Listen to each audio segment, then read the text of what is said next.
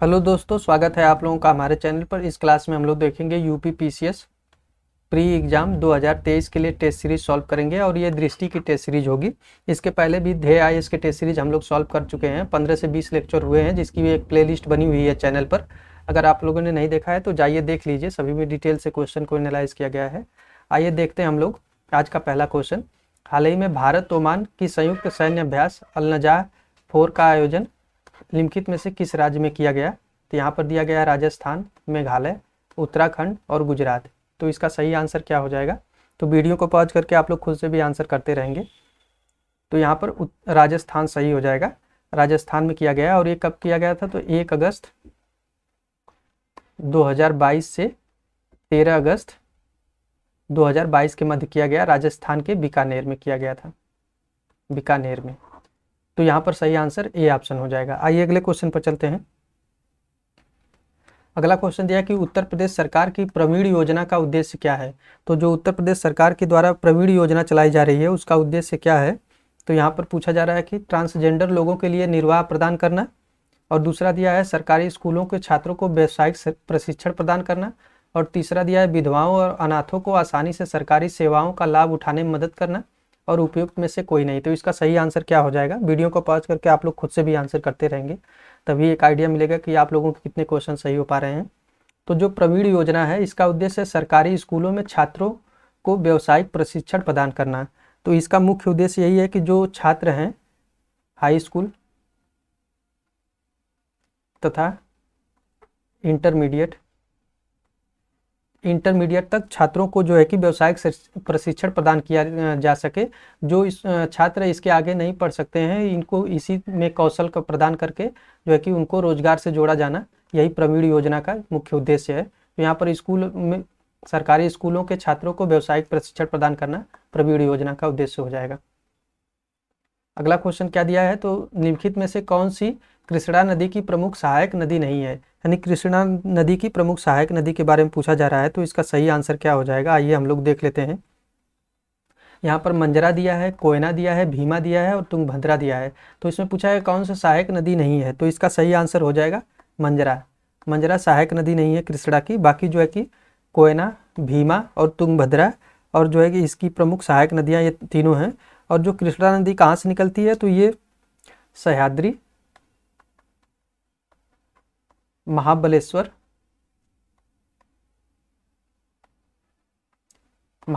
श्रेणी से निकलती है और बंगाल की खाड़ी में जाकर गिरती है, बंगाल की खाड़ी में। और ये जो है कि दक्षिण भारत की दूसरी सबसे लंबी नदी है। दक्षिण भारत की दूसरी सबसे लंबी नदी है। तो पहली कौन सी हो जाएगी? पहली हो जाएगी गोदावरी, जिसे दक्षिण गंगा भी कहते हैं, गोदावरी। और ये कहाँ से निकलती है? तो गोदावरी नदी निकलती है महाराष्ट्र के नासिक जिले से निकलती है, महाराष्ट्र के नासिक जिले से गोदावरी। और इसकी जो है कि ये मंजरा सहायक नदी है। मंजरा गोदावरी की सहायक नदी है। इसकी और कौन सी हो जाएंगी सहायक नदी? तो पेनगंगा, इंद्रावती, प्राणहिता, ये सभी जो है कि गोदावरी की सहायक नदी हो जाएंगी, जिसे दक्षिण गंगा भी कहा जाता है और दक्षिण भारत की सबसे लंबी नदी है। और मंजरा इसी की सहायक नदी है। और कृष्णा नदी की सहायक नदियां हैं कोयना, भीमा और तुंगभद्रा। और ये महाबलेश्वर श्रेणी से निकलती है और जो है कि बंगाल की खाड़ी में गिरती है। आइए अगले क्वेश्चन पर चलते हैं फ्रेंड्स। अगला क्वेश्चन दिया है कि पैंगोंग सी झील के संदर्भ में लिखित में से कौन सा कथन सही है? तो यह झील सिक्किम में स्थित है। दूसरा ऑप्शन दिया है कि झील का 1/3 हिस्सा चीन में और 2/3 हिस्सा भारत में है। तो इसमें कौन सा कथन सही हो जाएगा, उसी के बारे में यहाँ पर बताना है। तो पूछा गया है कि इसमें कौन सा कथन सही है? तो दोनों ही गलत हो जाएगा। ये झील सिक्किम में स्थित नहीं है, ये झील जो है कि लद्दाख में है, लद्दाख में स्थित है यह झील। और कितनी ऊंचाई पर है? तो 4350 मीटर की ऊंचाई पर है। ये 4350 मीटर की ऊंचाई पर है। और जो है कि दुनिया की सबसे ऊंची खारे पानी की झीलों में शामिल है ये। और ये इस झील का हिस्सा जो है 1/3 हिस्सा चीन में और 2/3 हिस्सा भारत में है। तो ये भी गलत हो जाएगा। इसका 1/3 हिस्सा भारत में है और 2/3 हिस्सा चीन में है। तो यहाँ पर उल्टा दिया गया था, तो दोनों ही कथन गलत हो जाएंगे। आइए अगले क्वेश्चन पर चलते हैं फ्रेंड्स। अगला क्वेश्चन देख लेते हैं। भारत के संदर्भ में भारत के निम्नलिखित राज्यों पर विचार कीजिए तथा कपास उत्पादन के आधार पर उन्हें अवरोही क्रम में व्यवस्थित करें। यानी कि इसमें पूछा जा रहा है कि सबसे अधिक कपास का उत्पादन कहाँ होता है, उसके बाद दूसरे नंबर पे कौन सा है, तो इसमें अवरोही क्रम में लगाना है। तो भारत में सबसे अधिक कपास कहाँ पर होता है, तो इसमें हो जाएगा गुजरात, पहले नंबर पर हो जाएगा। दूसरे नंबर पर कौन सा आ जाएगा, तो दूसरे नंबर पर महाराष्ट्र आ जाएगा, और तीसरे पर कौन सा आ जाएगा, तो आंध्र प्रदेश आ जाएगा, और चौथे पे राजस्थान। तो इस प्रकार हम लोग देखते हैं तो गुजरात, महाराष्ट्र, आंध्र प्रदेश और राजस्थान 1 2 3 4। तो इसका सही आंसर क्या हो जाएगा, तो पहले नंबर पे दूसरा आ जाएगा, और फिर दूसरा यहाँ से शुरू हो रहा है, बी वाले में दूसरा, पहला, चौथा, तीसरा। तो बी ऑप्शन यहाँ पे सही हो जाएगा। कपास का सबसे अधिक उत्पादन जो है कि गुजरात में होता है, उसके बाद महाराष्ट्र में होता है। जैसे कि काली मिट्टी को कपास की मिट्टी भी कहा जाता है, क्योंकि इन क्षेत्रों में जो गुजरात, महाराष्ट्र और आंध्र प्रदेश और राजस्थान, कुछ इन क्षेत्रों में काली मिट्टी का क्षेत्र पाया जाता है, यहाँ पर कपास का उत्पादन अधिक होता है। तो ये क्रम हो जाएगा, बी ऑप्शन यहाँ पे सही हो जाएगा। अगला क्वेश्चन देख लेते हैं। Journey of a nation 75 years Indian economy नामक पुस्तक किसके द्वारा लिखी गई है। तो ये पुस्तक के बारे में पूछा जा रहा है कि किसने लिखा है, तो झुम्पा लाहिड़ी, संजय बारू, कमला दास और अनुजा चौहान द्वारा। तो इसका सही आंसर क्या हो जाएगा, तो ये संजय बारू द्वारा पुस्तक लिखी गई है। जो journey of a nation 75 years Indian economy नामक पुस्तक किसके द्वारा लिखी गई है, तो ये संजय बारू के द्वारा लिखी गई है। तो कुछ पुस्तकों से संबंधित भी क्वेश्चन एग्जाम में पूछे जाते हैं। उत्तर प्रदेश वैश्विक निवेश शिखर सम्मेलन का आयोजन किया गया है। जो उत्तर प्रदेश में वैश्विक निवेश शिखर सम्मेलन का आयोजन किया गया था, ये कब किया गया था, उसी के बारे में पूछा जा रहा है। तो इसका सही आंसर क्या हो जाएगा, तो ये किया गया था 10 से 12 फरवरी 2023 को, अभी हाल ही में किया गया था। जो उत्तर प्रदेश वैश्विक निवेश शिखर सम्मेलन का आयोजन 10 से 12 फरवरी 2023 को किया गया था। और कहाँ पर किया गया था, तो लखनऊ में किया गया था। लखनऊ में इसका आयोजन किया गया था। और इसका जो है कि मुख्य उद्देश्य क्या है, तो जो जैसे भारत को 5 ट्रिलियन की इकोनॉमी बनाना है, उसी प्रकार यूपी का भी लक्ष्य है 2024-25 तक कि 1 ट्रिलियन की इकोनॉमी बनाना है, 1 ट्रिलियन की इकोनॉमी को बनाना है। और यूपी का अगले 5 वर्षों में है, अगले 5 वर्षों में 1 ट्रिलियन का बनाना है, 2024-25 तक नहीं है। अगले 5 वर्षों में यूपी को 1 ट्रिलियन की इकोनॉमी को बनाना है। उसी में बढ़ावा देने के लिए जो है कि उत्तर प्रदेश में वैश्विक निवेश शिखर सम्मेलन का आयोजन किया गया। तो डी ऑप्शन यहाँ पे सही हो जाएगा। अगला क्वेश्चन देख लेते हैं हम लोग कौन सा दिया गया है। अगला क्वेश्चन दिया है कि रोम किस नदी के तट पर स्थित है, पियावे, टाइबर, आडीजे और पो नदी। तो रोम किस नदी के किनारे पर स्थित है, तो ये है टाइबर नदी के किनारे पर। ये कई बार एग्जाम में पूछा गया है, टाइबर नदी के किनारे पर स्थित है। और जो है कि ये इटली की नदी है, इटली की, जैसे रोम इटली की राजधानी है, उसी प्रकार ये जो है कि यहाँ पर टाइबर नदी है, इसी के किनारे रोम शहर बसा हुआ है। तो इसी के बारे में ये कई बार एग्जाम में पूछा गया है, तो आप लोग इसको नोट करेंगे। और ये जो है कि इटली की दूसरी सबसे बड़ी नदी है, दूसरी सबसे बड़ी नदी है टाइबर। निम्नलिखित में से किसने बिग बैंग थ्योरी दी थी। बिग बैंग की थ्योरी किसके द्वारा दी गई थी, उसके बारे में पूछा जा रहा है। तो ये दिया था जॉर्ज लेमेत्रे ने, जॉर्ज लेमेतेयर भी इनको कहा जाता है। बिग बैंग की थ्योरी का इन्होंने ही उत्पादन किया था। और ये ब्रह्मांड की उत्पत्ति से संबंधित है, ब्रह्मांड की उत्पत्ति से संबंधित है बिग बैंग की थ्योरी। और इसका जो है कि बाद में व्याख्या किसने किया था, तो 1967 में व्याख्या किया वेगनर महोदय ने, इसको विस्तारित किया वेगनर महोदय के द्वारा। इसमें बिग बैंग थ्योरी में क्या था कि ब्रह्मांड की उत्पत्ति से संबंधित पहले ये एक ही पिंड था, जिसमें एक बड़ा विस्फोट हुआ, जिसके कारण पूरे ब्रह्मांड का निर्माण हुआ। उसी को इन्होंने बताया था, बिग बैंग की थ्योरी दी थी जॉर्ज लेमेतेयर ने इनके द्वारा। और ये कब जो है इनके सिद्धांत के अनुसार जो है कि इसका निर्माण ब्रह्मांड का कब हुआ है, तो ये घटना कब हुई थी, तो ये हुई थी 13.7 अरब वर्ष पूर्व हुई थी ये घटना उत्पत्ति से संबंधित। आइए अगले क्वेश्चन पर चलते हैं। कुछ देश दिए गए हैं और उनकी राजधानियां दी गई हैं, उनसे मिलान करना है कि कौन सा देश किसकी राजधानी कहाँ पर है। तो अल्बानिया की राजधानी क्या हो जाएगी, यहाँ पर लिथुआनिया, अल्बानिया, माली और लिचेस्टीन। तो लिथुआनिया की राजधानी कहाँ पर हो जाएगी, तो ये हो जाएगी विनियस। तो ए का 2 हो जाएगा, ए का 2 से एक ही मिल जा रहा है। एग्जाम में आप लोग ऐसे कर सकते हैं कि एक ही से मिल जाए तो बाकी को मिलाने की जरूरत नहीं है, लेकिन यहाँ पर हम लोग पूरा मिलाएंगे। और अल्बानिया की राजधानी कहाँ पर है, तो तिराना है, जो तिराने दिया है ये हो जाएगी। और माली की राजधानी कहाँ पर है, तो माली की राजधानी हो जाएगी बमाको, और लिचेस्टीन की बादूश। तो बी यहाँ पर जो है कि इसका सही आंसर सी ऑप्शन हो जाएगा। आइए अगले क्वेश्चन पर चलते हैं। अगला क्वेश्चन दिया कि लिखित में से कौन सा पेरिस ओलंपिक 2024 का आधिकारिक नारा होगा। तो जो पेरिस का ओलंपिक 2024 में होने वाला है उसका आधिकारिक नारा कौन सा हो जाएगा, तो ये हो जाएगा games wide open. Games wide open हो जाएगा, ये पेरिस ओलंपिक का 2024 वाला आधिकारिक नारा होगा। अगला क्वेश्चन देख लेते हैं हम लोग। अगला कुछ टाइगर रिजर्व दिए गए हैं और उनका जिला दिया गया है, मिलान करना है। ये यूपी स्पेशल से संबंधित क्वेश्चन दिया गया है कि कौन सा टाइगर रिजर्व किस जिले में है, उसी के बारे में पूछा जा रहा है। तो आइए हम लोग देख लेते हैं। तो रानीपुर वन्यजीव अभ्यारण्य कहाँ पर है, तो ये रानीपुर वन्यजीव अभ्यारण्य हो जाएगा चित्रकूट में। इस चैनल पर एक यूपी स्पेशल टॉपिक की भी क्लास चल रही है, अगर आप लोगों ने नहीं देखा है तो जाइए देख लीजिए। 5-10 मिनट की वीडियो होती है, छोटे छोटे टॉपिक होते हैं हम लोग जिसको रिवीजन कर लेते हैं। ये बहुत ही इंपॉर्टेंट है, यूपी स्पेशल से संबंधित वीडियो है, 5-6 लेक्चर उसके भी हो चुके हैं। आइए देखते हैं। तो अमनगढ़ टाइगर रिजर्व ये कहाँ पर हो जाएगा, तो ये हो जाएगा बिजनौर में। और दुधवा, तो दुधवा ज़्यादातर लोगों को पता होता है, ये लखीमपुर खीरी में है। और पीलीभीत टाइगर रिजर्व पीलीभीत में ही होगा।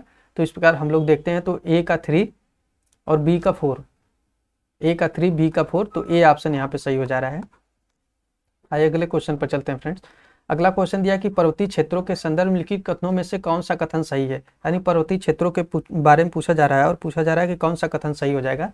तो हिमालय पर्वतमाला उष्णकटिबंधीय से लेकर टुंड्रा तक वनस्पतियों का अनुक्रमण करती है। तो जो हिमालय पर्वतीमाला है उसमें उष्णकटिबंधीय से लेकर टुंड्रा तक के वनस्पति पाए जाते हैं, तो ये बिल्कुल सही हो जाएगा। ऊंचाई वाले क्षेत्रों में जाने पर टुंड्रा की वनस्पति पाई जाती है और निचले क्षेत्रों में उष्णकटिबंधीय पाई जाती है, तो ये सही हो जाएगा पहला। बढ़ती ऊंचाई के साथ तापमान में होने वाली कमी प्राकृतिक वनस्पति को तदनुरूपी परिवर्तन करता है। यानी जो ऊंचाई बढ़ने के और तापमान कम होने के साथ साथ वनस्पतियों में परिवर्तन देखने को मिलता है, तो ये भी कथन सही हो जाएगा। तो यहाँ पर बी ऑप्शन सही हो जाएगा, दोनों ही कथन सही है यहाँ पे। आइए अगले क्वेश्चन पर चलते हैं फ्रेंड्स। अगला क्वेश्चन दिया है कि भारत मानक समय यानी भारत मानक मध्याह्न समय निम्नलिखित में से किस राज्य से होकर गुजरता है। तो जो भारत का मानक समय है, भारत का मानक समय कितना है, तो ये 82 डिग्री 30 मिनट है। जो कितना आगे है, तो ग्रीनविच टाइम से, ग्रीनविच टाइम जो लंदन वाला है उससे जो है कि 5 घंटा 30 मिनट आगे है, 5 घंटा 30 मिनट आगे है। ये एग्जाम में कई बार पूछा गया है। तो ये जो है कि 82.5 डिग्री है भारत का मानक समय रेखा। तो ये किस राज्य से होकर गुजरता है उसी के बारे में यहाँ पर पूछा जा रहा है। तो बिहार, छत्तीसगढ़, झारखंड और पश्चिम बंगाल। तो इसका सही आंसर क्या हो जाएगा, तो इसका सही आंसर हो जाएगा छत्तीसगढ़।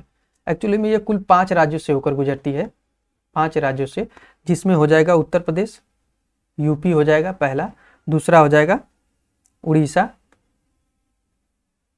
तीसरा छत्तीसगढ़ जो ऑप्शन में दिया गया है छत्तीसगढ़, और मध्य प्रदेश हो जाएगा, और आंध्र प्रदेश हो जाएगा।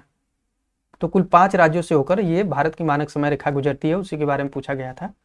गन्ने के संदर्भ में लिखित कथनों में से कौन सा सही है, यानी कि गन्ने के बारे में पूछा जा रहा है और कहा जा रहा है कि कौन सा कथन सही है। आइए हम लोग देख लेते हैं। यह उष्णकटिबंधीय और साथ ही उपोष्णकटिबंधीय फसल है, तो ये दोनों ही सही हो जाएगा। मतलब ये दोनों ही कथन सही है कि ये उष्णकटिबंधीय और उपोष्णकटिबंधीय दोनों क्षेत्रों की फसल है गन्ना, तो ये सही हो जाएगा। गन्ना उगाने के लिए आवश्यक तापमान 35 डिग्री से 45 डिग्री होता है। तो जो गन्ना उगाने के लिए आवश्यक तापमान है 35 डिग्री से 45 डिग्री होता है, तो ये गलत हो जाएगा, दूसरा गलत हो जाएगा। इसके लिए तापमान 21 डिग्री से 27 डिग्री के मध्य होता है, अनुकूल होता है, तो ये गलत हो जाएगा। और वर्षा कितनी चाहिए होती है, तो वर्षा 75 से 100 सेंटीमीटर के मध्य वर्षा होनी चाहिए, तो ये कुछ फैक्ट थे ये गन्ना से संबंधित। और ये उपोष्ण और उष्णकटिबंधीय दोनों क्षेत्रों में पाया जाता है। 21 से 27 डिग्री टेम्परेचर होना चाहिए और जो है कि 75 से 100 सेंटीमीटर की वर्षा होनी चाहिए गन्ने के लिए। तो दूसरा कथन गलत हो गया, पहला सही हो गया। तो यहाँ पर ए ऑप्शन सही हो जाएगा, केवल पहला सही हो जाएगा। तो फ्रेंड्स, अगर वीडियो पसंद आ रही तो प्लीज़ चैनल को जरूर सब्सक्राइब करें और वीडियो को लाइक और शेयर कर दें। अगला क्वेश्चन दिया है कि स्कूल शिक्षा रूपांतरण के लिए अरुणाचल प्रदेश के त्रिपक्षीय समझौते के संदर्भ में लिखित में से कौन सा कथन सही है। यानी स्कूल शिक्षा रूपांतरण के लिए जो अरुणाचल प्रदेश के द्वारा त्रिपक्षीय समझौता किया गया है उसमें से कौन सा कथन सही हो जाएगा, उसी के बारे में यहाँ पर पूछा जा रहा है। तो आइए हम लोग देख लेते हैं इसका सही आंसर क्या हो जाएगा। तो यहाँ पर दिया है कि अरुणाचल प्रदेश सरकार ने नीति आयोग और रीच टू टीच फाउंडेशन के साथ एक त्रिपक्षीय समझौते पर हस्ताक्षर किया है। तो इसका जो है कि इसमें कौन कौन से, तो अरुणाचल प्रदेश सरकार, नीति आयोग और रीच टू फाउंडेशन के साथ एक त्रिपक्षीय समझौते पर हस्ताक्षर किए गए हैं। और दूसरा दिया है कि समझौता वर्ष 2022 से 2025 तक 3 वर्षों के लिए साझेदारी है। तो इसका सही आंसर क्या हो जाएगा, तो ये दोनों ही सही हो जाएगा। ये जो स्कूल शिक्षा रूपांतरण के लिए अरुणाचल प्रदेश में त्रिपक्षीय समझौता है उसमें अरुणाचल प्रदेश, नीति आयोग और रीच टू फाउंडेशन के बीच, रीच टू टीच फाउंडेशन के मध्य त्रिपक्षीय समझौता किया गया है और ये कुल 3 वर्षों के लिए किया गया है। तो इसमें बी ऑप्शन सही हो जाएगा, दोनों ही सही हो जाएगा। अगला क्वेश्चन दिया है कि वाराणसी की तर्ज पर उत्तर प्रदेश में लिखित में से किस स्थान पर क्रूज सेवाएं शुरू की जाएगी। जैसा कि वाराणसी में क्रूज सेवा प्रारंभ की गई है उसी की तर्ज पर जो है कि अन्य किस शहर में क्रूज सेवा प्रारंभ की जा रही है, उसी के बारे में जो है कि यहाँ पर पूछा जा रहा है। तो ये प्रयागराज हो जाएगा, प्रयागराज इसका सही आंसर हो जाएगा। वाराणसी के जैसा यहाँ पे भी क्रूज सेवा प्रारंभ की जाएगी, जैसा कि यहाँ पर इसका जो है कि 25 अगस्त 2022 को इसकी घोषणा की गई। जैसा कि पता होगा कि इलाहाबाद से हल्दिया तक, जो पश्चिम बंगाल का हल्दिया है वहाँ तक यहाँ पर जलमार्ग संख्या 1 है। यहाँ पे जलमार्ग संख्या 1 है जो है कि इलाहाबाद से हल्दिया तक गंगा नदी पर बनाया गया है। तो और यहाँ पर जो है कि कहा जा रहा है कि वाराणसी में जैसे क्रूज सेवा प्रारंभ की गई है तो वैसे ही यहाँ पर भी प्रयागराज में भी प्रारंभ की जाएगी क्रूज सेवा। अगला क्वेश्चन देख लेते हैं।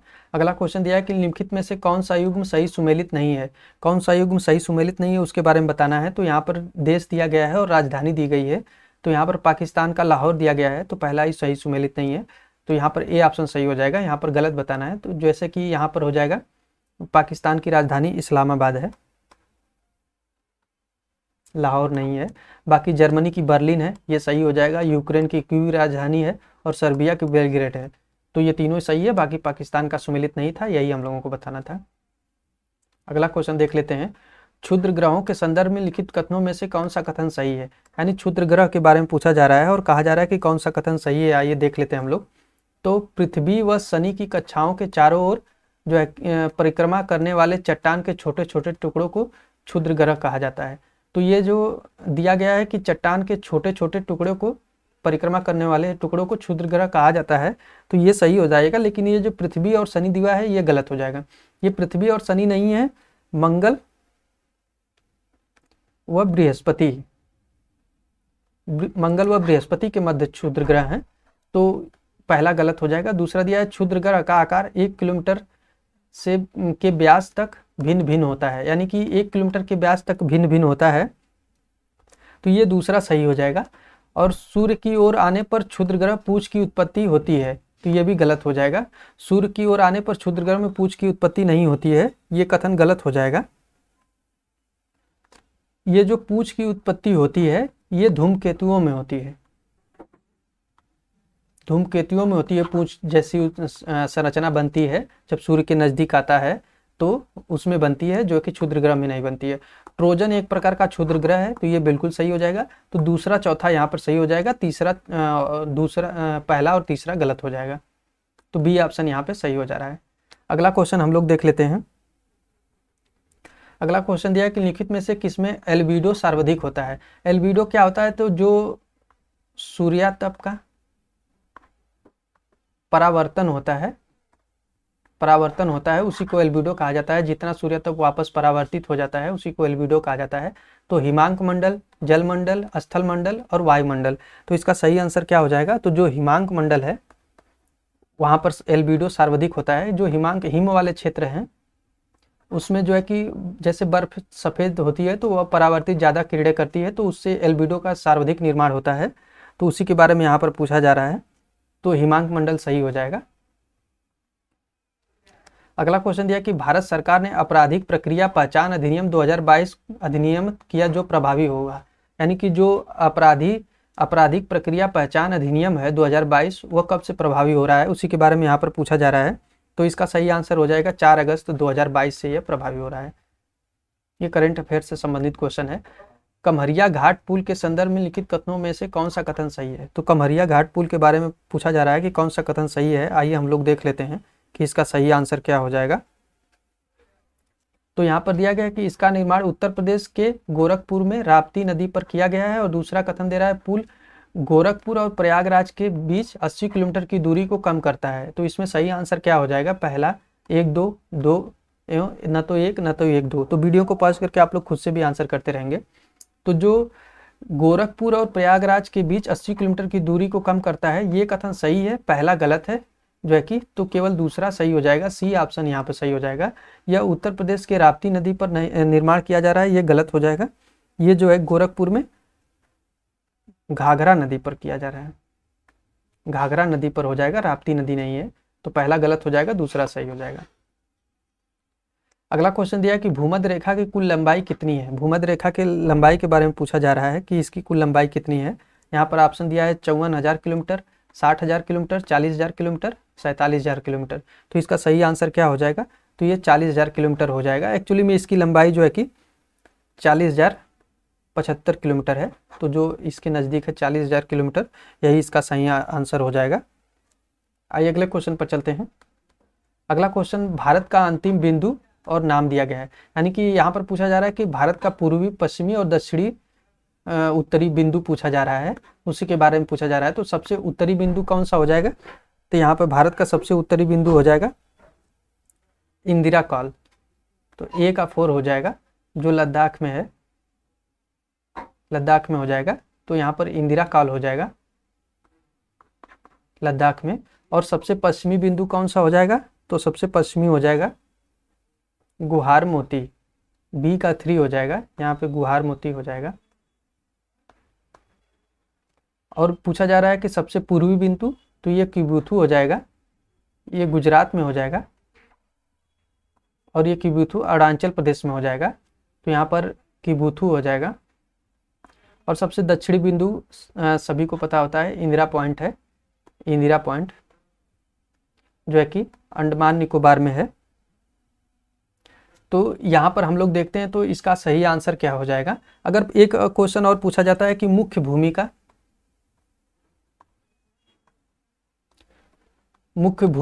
दक्षिणी बिंदु कौन सा है? तो कन्याकुमारी हो जाता है, कन्याकुमारी। जैसा कि इंदिरा पॉइंट अंडमान निकोबार द्वीप समूह में है, कन्याकुमारी तमिलनाडु में है। तो ये पूछा जाता है कि मुख्य भूमिका तो कन्याकुमारी होगा, और वैसे पूछा जाएगा तो इंदिरा पॉइंट हो जाएगा।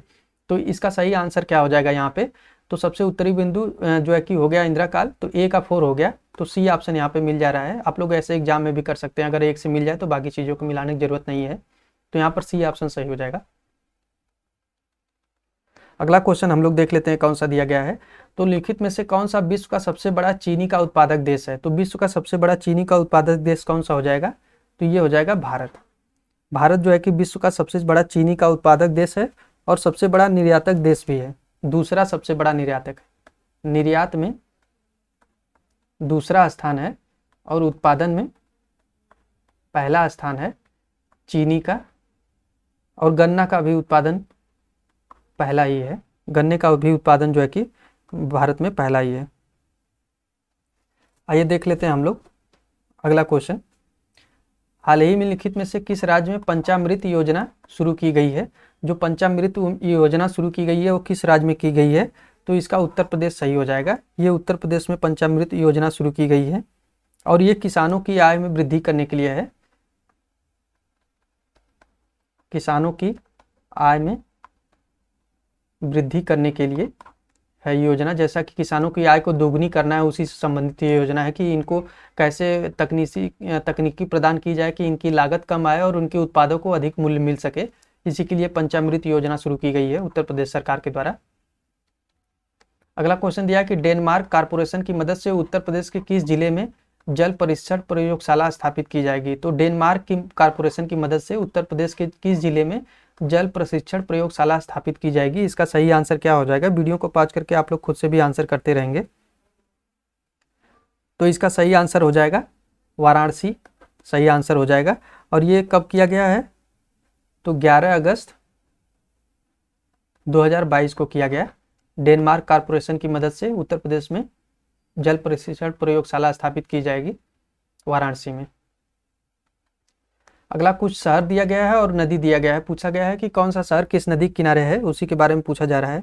तो आइए हम लोग देख लेते हैं। तो लाहौर किस नदी के किनारे है, तो ये रावी नदी के किनारे हो जाएगा। और लंदन किस नदी के किनारे है, तो टेम्स नदी के किनारे हो जाएगा। और न्यूयॉर्क किस नदी के किनारे हो जाएगा, तो न्यूयॉर्क हडसन के किनारे हो जाएगा। और बान राइन नदी के किनारे। तो इसका सही आंसर क्या हो जाएगा, यहाँ पे ए का 1 हो जाएगा, बी का 3 हो जाएगा।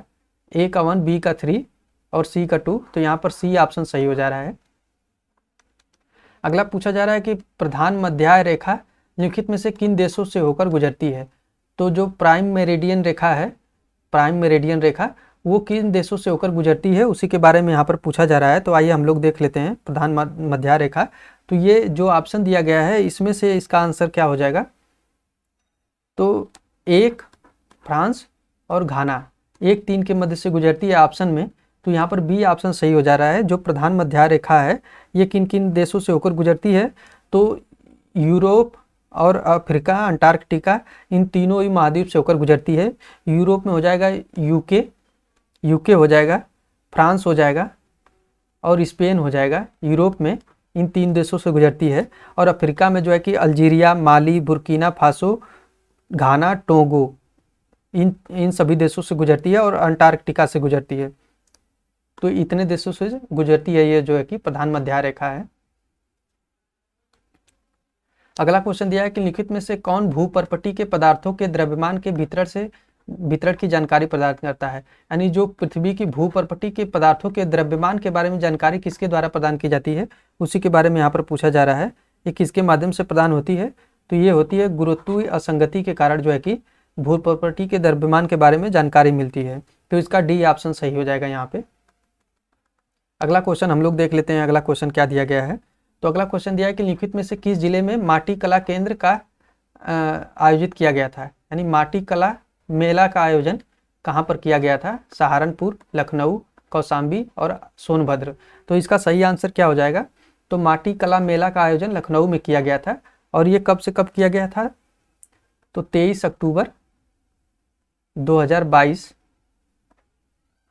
23 अक्टूबर 2022 को किया गया था। जैसे 14 अक्टूबर से 23 अक्टूबर के मध्य किया गया था 2022 में, लखनऊ में किया गया था। इसमें जो है कि मिट्टी के बर्तनों से संबंधित, जैसे कि वहाँ गोरखपुर का टेराकोटा हो जाएगा, गोरखपुर का टेराकोटा से बने बर्तन। और आजमगढ़ का क्या हो जाएगा, आजमगढ़ का ब्लैक पॉटरी हो जाएगा। इनके उत्पाद को बढ़ावा देने के लिए जो है कि इनकी पहुंच को विस्तृत करने के लिए जो है कि माटी कला मेला का आयोजन लखनऊ में किया गया था, मिट्टी से संबंधित बर्तनों के लिए। अगला क्वेश्चन दिया है कि आज़ादी का अमृत महोत्सव के तहत बढ़े चलो अभियान आयोजित किया गया था। जो आज़ादी का अमृत महोत्सव मनाया जा रहा है आज़ादी के 75 वर्ष पूरे होने पर, तो उसमें बढ़े चलो अभियान कब से कब मनाया गया था, उसी के बारे में यहाँ पर पूछा जा रहा है। तो इसका सही आंसर हो जाएगा 5 अगस्त से 12 अगस्त 2022 के मध्य मनाया गया था बढ़े चलो अभियान। ये डेट पूछा जा सकता है एग्जाम में। 8 दिनों के लिए कुल चला था, 8 दिनों के लिए। तो आप लोग इसको नोट करेंगे। अगला क्वेश्चन दिया है कि लिखित में से किस स्थान पर भारत की पहली जूट मिल स्थापित की गई थी। तो भारत की पहली जूट मिल कहाँ पर स्थापित की गई थी, उसी के बारे में यहाँ पर पूछा जा रहा है। तो इसका सही आंसर क्या हो जाएगा, तो रिसरा में स्थापित की गई थी भारत की पहली जूट मिल। रिसरा ये कहाँ पर है, तो ये कोलकाता में है, हुगली के समीप है रिसरा, वहीं पर स्थापित की गई थी। और रिसरा नदी है, वहीं पर स्थापित की गई थी 1855 में। तो यहाँ पर डी ऑप्शन सही हो जाएगा। अगला क्वेश्चन पूछा जा रहा है कि निम्नलिखित में से कौन सा युग्म सही सुमेलित नहीं है। तो कौन सा सही सुमेलित नहीं है उसके बारे में यहाँ पर पूछा जा रहा है। तो यहाँ पर दिया कि भारत पाकिस्तान रेडक्लिफ रेखा, तो ये सही हो जाएगा। भारत चीन मैकमोहन रेखा है। और भारत और अफगानिस्तान के मध्य जो है कि वास्तविक नियंत्रण रेखा है, तो ये गलत हो जाएगा। वास्तविक नियंत्रण रेखा भारत और अफगानिस्तान के मध्य नहीं है। और भारत और श्रीलंका के मध्य पाक जलडमरू मध्य है, तो ये सही हो जाएगा। यहाँ पे सी ऑप्शन सही नहीं दिया हुआ था, सी ऑप्शन इसका सही हो जाएगा। जो है कि यहाँ पर भारत और अफगानिस्तान के मध्य डूरंड रेखा हो जाती है, डूरंड रेखा, तो सी ऑप्शन यहाँ पे सही हो जाएगा। आइए अगले क्वेश्चन पर देखते हैं हम लोग क्या दिया गया है। अगला क्वेश्चन दिया कि पीली क्रांति संबंधित है, यानी कि पीली क्रांति किससे संबंधित है उसी के बारे में पूछा जा रहा है। तो यहाँ पर दिया है अंडे से, दालों से, तिलहन से और हल्दी से। तो इसका सही आंसर क्या हो जाएगा? तो ये तिलहन से संबंधित है पीली क्रांति। और पीली क्रांति के पिता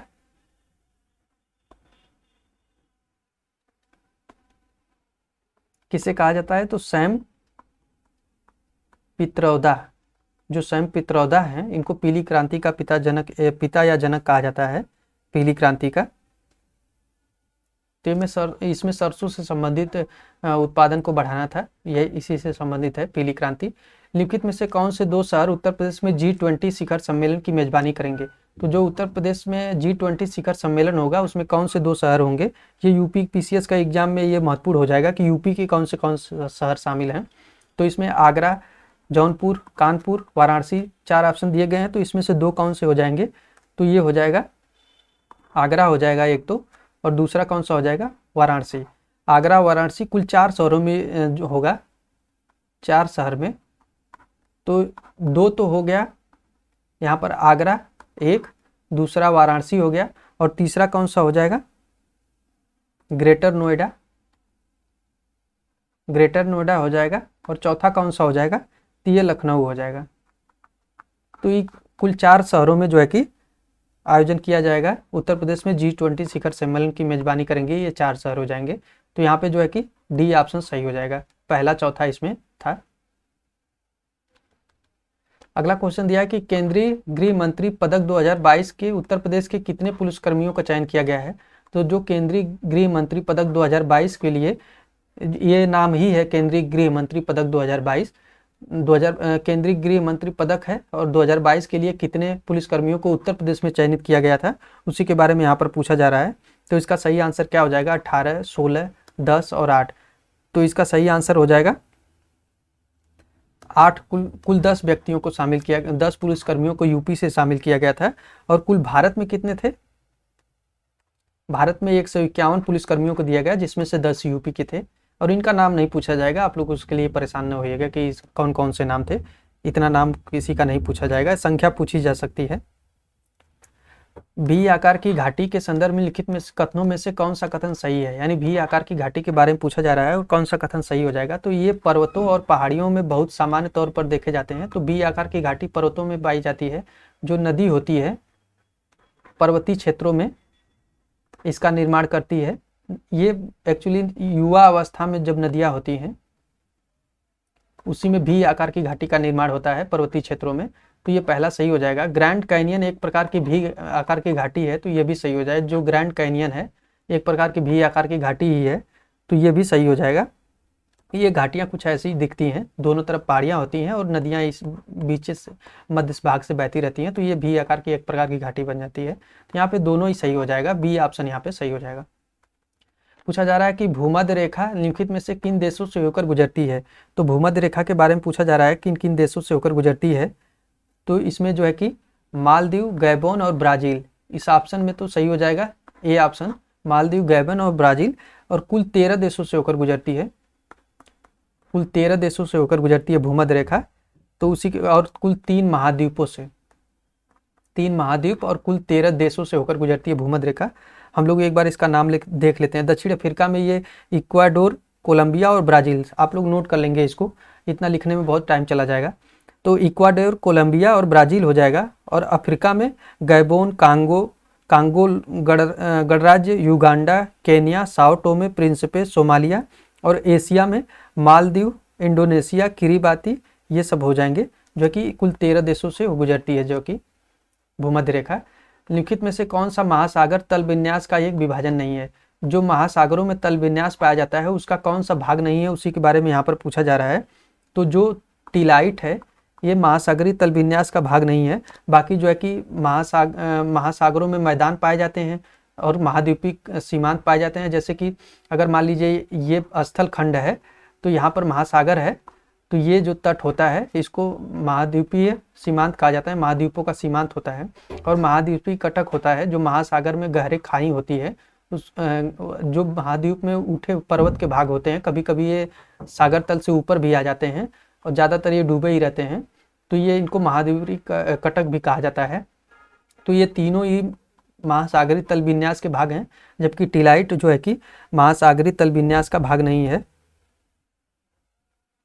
तो इसका सही आंसर क्या हो जाएगा? डी ऑप्शन हो जाएगा। अगला क्वेश्चन दिया कि हाल ही में उत्तर प्रदेश सरकार ने वाराणसी के कारीगरों और बुनकरों को सम्मान माल को, यानी कि वाराणसी के कारीगरों और बुनकरों के माल को जो है कि वैश्विक मंच पर लाने के लिए निम्नलिखित में से किस कंपनी के साथ समझौता किया है? तो जो कारीगर हैं और बुनकर हैं इनके उत्पादों को वैश्विक मंच पर लाने के लिए किस कंपनी के साथ उत्तर प्रदेश सरकार द्वारा समझौता किया गया है, उसी के बारे में पूछा जा रहा है। तो इसका सही आंसर क्या हो जाएगा? तो ये फ्लिपकार्ट के साथ समझौता किया गया है। तो बी ऑप्शन यहाँ पे सही हो जाएगा। Codex Alimentarius commission, codex Alimentarius commission एक संयुक्त अंतर सरकारी निकाय है, किसके बीच है ये? तो इसका सही आंसर क्या हो जाएगा? तो खाद्य एवं कृषि संगठन, संयुक्त राष्ट्र विकास कार्यक्रम, संयुक्त राष्ट्र पर्यावरण कार्यक्रम, उपयुक्त में से कोई नहीं। तो इसका सही आंसर क्या हो जाएगा? वीडियो को पॉज करके आप लोग खुद से भी आंसर करते रहेंगे। तो जो कोडेक्स एलिमेंटेरियस कमीशन एक संयुक्त सरकारी संगठन है, ये जो है खाद्य एवं कृषि संगठन का है। तो ए ऑप्शन यहाँ पे सही हो जाएगा। नंदा देवी चोटी हिमालय के निम्नलिखित में से किस भाग में स्थित है? तो जो नंदा देवी चोटी है हिमालय के किस भाग में स्थित है, ये एग्जाम में पूछा गया है, तो इसको आप लोग जरूर नोट करेंगे। तो ये जो है कि गढ़वाल हिमालय का भाग है। नंदा देवी चोटी जो है ये गढ़वाल हिमालय का भाग है। ये भारत का दूसरा सबसे ऊंचा चोटी है, यानी भारत की दूसरी सबसे ऊंची चोटी है नंदा देवी, दूसरी हो जाएगी। गढ़वाल हिमालय का भाग है और ये कहाँ पर है? तो उत्तराखंड में है, उत्तराखंड में हो जाएगा इसका। तो डी ऑप्शन यहाँ पे सही हो जाएगा। अगला क्वेश्चन देख लेते हैं। पूर्वी हिमालय के निम्नलिखित पर्वतों पर विचार कीजिए और उन्हें उत्तर से दक्षिण की दिशा की ओर व्यवस्थित करें। तो जो पूर्वी हिमालय का पर्वतों के बारे में कुछ दिया गया है, उसके बारे में पूछा गया है कि उत्तर से दक्षिण के क्रम में व्यवस्थित करें। तो यहाँ पर उत्तर से दक्षिण के क्रम में अगर हम लोग व्यवस्थित करते हैं तो आइए देख लेते हैं। तो इसका सही आंसर क्या हो जाएगा? तो सबसे पहले कौन सी आ जाएगी? तो सबसे पहले अगर उत्तर में हम लोग देखेंगे तो मिसमी हो जाएगी, मिसमी आ जाएगी, तीसरी आ जाएगी, उसके बाद पहली आ जाएगी पटकाई, बुम हो जाएगी, उसके बाद मिकिर आ जाएगी और चौथी हो जाएगी लुसाई, लुसाई हो जाएगी। तो इस प्रकार ये उत्तर से दक्षिण में क्रम हो जाएगा। तो यहाँ पर सी ऑप्शन सही हो जाएगा। अगला क्वेश्चन दिया है कि पीताम्बरी एक किस्म है, यानी पीताम्बरी कुछ कृषि से संबंधित भी पूछा जा सकता है एग्जाम में। तो पीताम्बरी एक सरसों की प्रजाति है, उसके बारे में पूछा गया है। तो पीताम्बरी सरसों की हो जाएगी। अग्निपथ योजना के संदर्भ में लिखित कथनों में से कौन सा कथन सही है? अग्निपथ योजना बहुत चर्चित थी, तो इसके बारे में भी पूछा जा सकता है एग्जाम में। तो आइए देखते हैं हम लोग। तो योजना के अंतर्गत युवाओं को 4 वर्ष के लिए सशस्त्र बलों में भर्ती किया जाएगा। तो ये कथन बिल्कुल सही हो जाएगा। इसमें 4 वर्ष के लिए युवाओं को भर्ती किया जाएगा। उल्लिखित अवधि पूर्ण होने पर केवल 50% बैच को उनको संबंधित सेवाओं में वापस भर्ती किया जाएगा। तो ये 50% नहीं, ये 25% का प्रावधान है कि केवल 25% युवाओं को ही 15 वर्षों के लिए भर्ती किया जाएगा, 25% युवाओं को। तो यहाँ पर दूसरा गलत हो जाएगा। और ये इनका उम्र भी पूछा जा सकता है। तो 17.5 वर्ष से 21 वर्ष के मध्य उम्र होनी चाहिए। और इनको जो सेवा के लिए जो 4 वर्ष के बाद रिटायर कर दिए जाएंगे, इनको हटा दिया जाएगा एक तरह से। तो कितने रुपए मिलेंगे? तो 11.71 लाख रुपए प्रदान करके इनको वापस भेज दिया जाएगा, जो अग्निवीर योजना है। और इनका 48 लाख का बीमा भी किया जाएगा, एक बीमा भी रहेगा इनका 48 लाख का, अगर इनको कुछ हो जाता है इन 4 वर्षों में। तो जो है कि 48 लाख का बीमा प्रदान किया जाएगा। तो यहाँ पर पूछा गया था कि कौन सा कथन सही है, तो केवल पहला सही हो जाएगा, दूसरा गलत हो जाएगा। हाल ही में समाचारों में रहा कुकरैल वन स्थित है, तो कुकरैल वन कहाँ पर स्थित है, समाचारों में जो बहुत चर्चित था, तो ये लखनऊ में स्थित है। कुकरैल वन लखनऊ में, जो नवाब वाजिद अली शाह प्राणी उद्यान है, वहीं पर कुकरैल वन है। तो यहाँ पे जो है कि सी ऑप्शन सही हो जाएगा। अगला क्वेश्चन देख लेते हैं, डेल्टा से संबंधित क्वेश्चन दिया गया है, तो आइए हम लोग देख लेते हैं। तो यहाँ पर दिया है कि नदी डेल्टा के संदर्भ में लिखित कथनों में से कौन सा कथन सही नहीं है, यानी कि गलत कथन के बारे में बताना है हम लोगों को। तो एक डेल्टा का निर्माण तब होता है जब एक नदी धीमी गति से बहने वाले जल निकाय जैसे समुद्र या झील से मिलती है। तो जब नदी जो है कि समुद्र या झील में मिलती है, धीमी गति से बहती है, या समुद्र के मुहाने पर जो है कि मुहाने पर जहाँ पर नदी मिलती है वहीं पर डेल्टा का निर्माण होता है, तो ये सही हो जाएगा। नील नदी का डेल्टा विश्व का सबसे बड़ा डेल्टा है, तो ये गलत हो जाएगा। विश्व का सबसे बड़ा डेल्टा जो है कि गंगा ब्रह्मपुत्र का है, तो दूसरा गलत हो जाएगा, पहला सही हो जाएगा। तो इसमें पूछा गया कौन सा सही नहीं है, तो दूसरा ही सही नहीं है, यानी केवल दूसरा ही सही नहीं है। तो फ्रेंड्स, इसमें जो है कि हम लोगों ने कुल 48 क्वेश्चन को सॉल्व किया है। अगले वाले वीडियो में आगे की टेस्ट सीरीज को क्वेश्चन को हम लोग सॉल्व कर लेंगे। तो आप लोग वीडियो को लाइक और शेयर कर दीजिए और चैनल को जरूर सब्सक्राइब करें। Thank you.